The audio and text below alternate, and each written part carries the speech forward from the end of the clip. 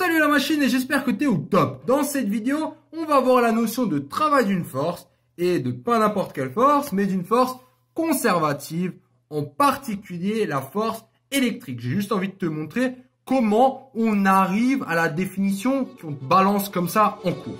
Allez, on est parti.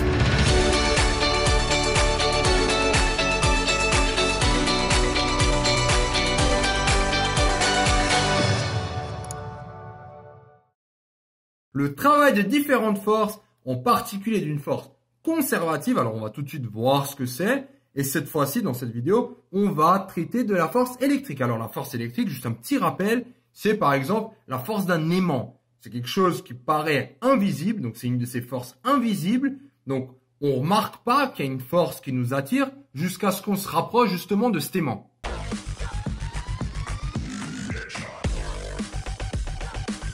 Comme tu vois, ça peut aussi arriver dans la nature. Alors, une force conservative, c'est quoi?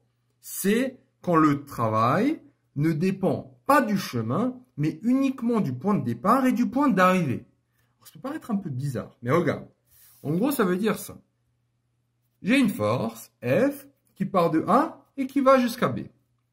Là, ce que je suis en train de dire, que c'est une force conservative si, peu importe le chemin, que j'aille direct, que je fasse un détour comme ça, un détour vers le bas, je fasse 4 saltos, 2 ronds et que j'aille, que je termine en B, ben, au niveau du travail, c'est tout le temps la même chose. Tous les chemins sont équivalents. Alors, on travaille au cas où à W comme work en anglais et C en joule. Et si maintenant la trajectoire elle est fermée, qu'est-ce qui se passe?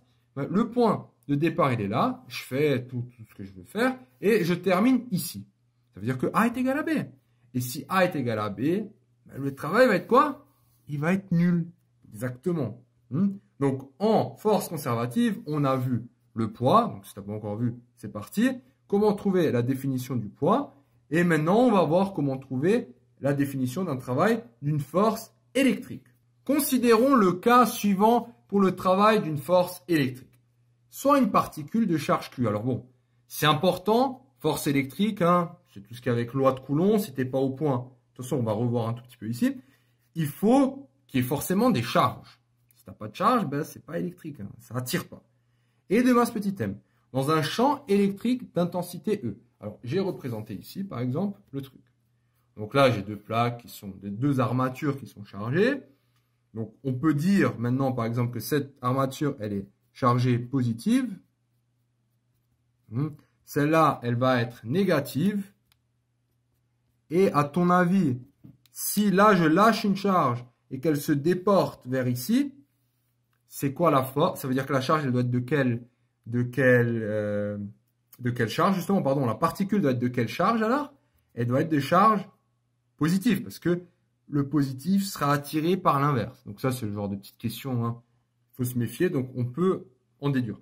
Et maintenant, si je prends un truc quelconque, hein, sans forcément positif, négatif, au niveau du travail, par la définition pure qu'on a vue, hein, qui s'applique à n'importe quelle force, c'est la force à laquelle on est appliqué ici. On va juste considérer la force électrique, scalaire, donc ça c'est scalaire, AB. AB, donc on va dire que la particule va de A jusqu'à B. Donc c'est ça. En fait, par définition du produit scalaire, c'est FE fois AB fois cosinus de alpha. Cosinus de alpha, c'est l'angle entre AB et la force électrique qui va dans ce sens. Hein, donc on a une force qui va dans la direction du champ électrique d'intensité E. Donc voici l'angle. On va y revenir sur cet angle. Petit rappel, hein, la force électrique c'est quoi? C'est Q fois E. Avec E, c'est bien le champ électrique. L'intensité E. Si maintenant j'écris, donc je vais remplacer FE par ça. Au niveau des projections, on est bon, ça va être positif. Donc je vais avoir Q fois E fois AB fois cosinus de alpha. Maintenant, observe la chose suivante. Observe la chose suivante. Hein, ça, c'est là où ça devient intéressant. Si je reprends ce triangle ici, je vais te le cacher pour pas te dévoiler le suspense.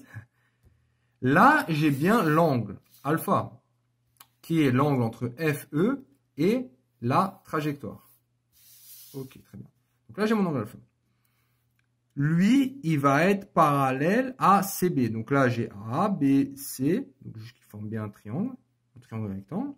Et tu es d'accord que ça va être parallèle à ça, hein, parce que les charges, elles sont aussi parallèles. Tu as une charge là et tu as une charge là, les armatures.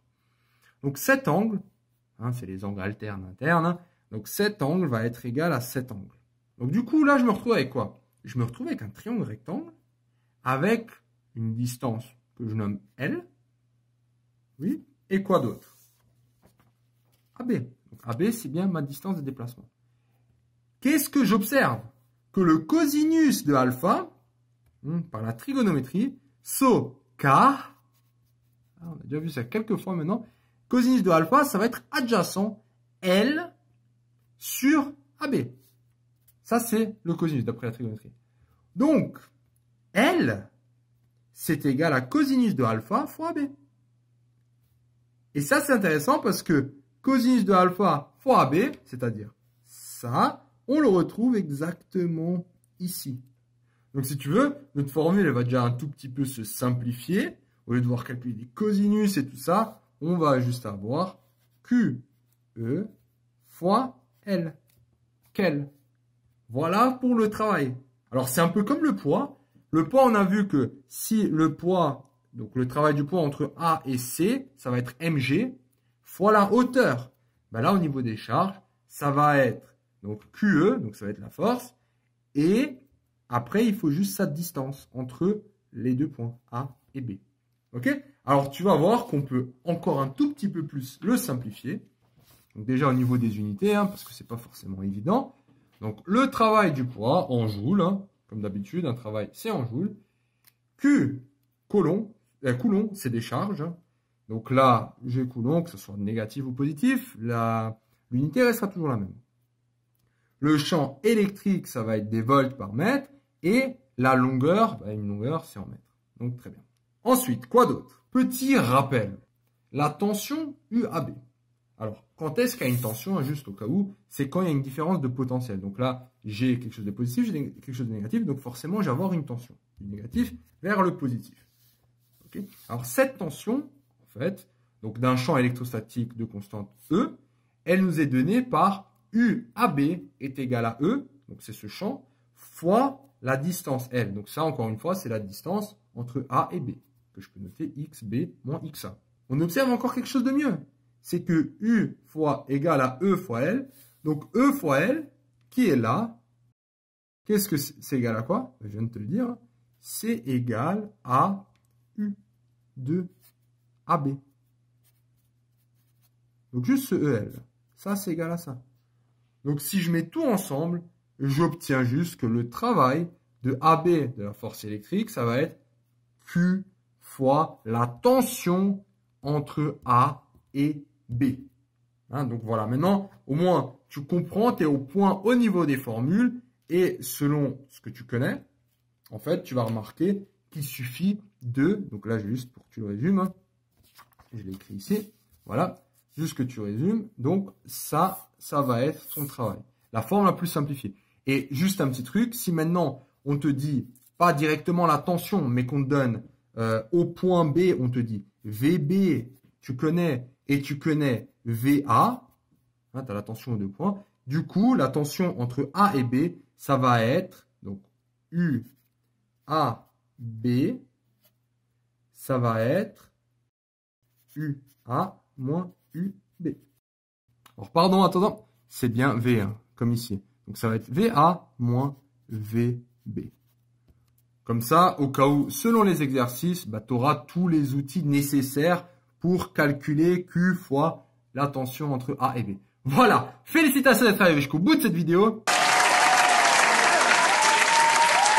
Cette vidéo t'a plu? Ça tombe bien, il y en a encore. Sur matrix.fr, tu peux non seulement télécharger le résumé de cette vidéo, mais aussi retrouver tout ton programme avec plein d'exercices corrigés étape par étape. Tu peux aussi défier tes amis dans des jeux et te mesurer à la communauté Matrix pour gagner un cadeau tous les mois. On se retrouve sur matrix.fr.